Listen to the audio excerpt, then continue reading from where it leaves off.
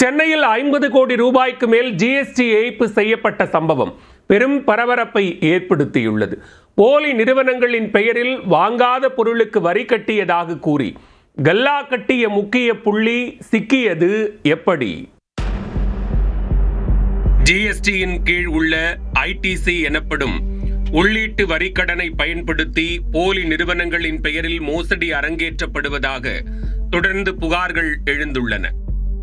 இதை கண்காணித்து வரி ஏய்ப்பை தடுக்கும் வகையில் சென்னையில் உள்ள ஜிஎஸ்டி ஆணையரகம் அதிரடி நடவடிக்கையில் இறங்கியது.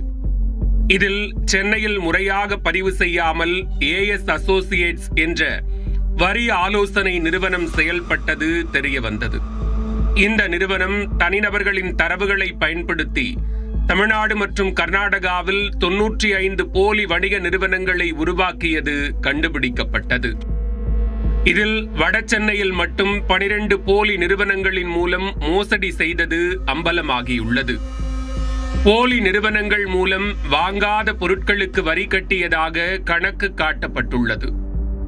பின்னர் ஐடிசி எனப்படும் உள்ளீட்டு வரி கடன் மூலம் 50 கோடியே 85 லட்சம் ரூபாய் ஏய்ப்பு செய்தது தெரிய வந்துள்ளது. ஜிஎஸ்டி கணக்கு தாக்கலில் ஐபி முகவரி உள்ளிட்டவற்றை வைத்து இந்த மோசடி கண்டுபிடிக்கப்பட்டுள்ளது. இதில் தொடர்புடைய முக்கிய குற்றவாளியை கைது செய்திருப்பதாக ஜிஎஸ்டி சென்னை வடக்கு ஆணையரகம் தெரிவித்துள்ளது. அந்த நபரிடமிருந்து 196 சிம் கார்டுகள், 42 செக் புக், 41 பட்டன் போன்கள், பல நிறுவனங்களின் ரப்பர் ஸ்டாம்புகள் உள்ளிட்டவை பறிமுதல் செய்யப்பட்டுள்ளன.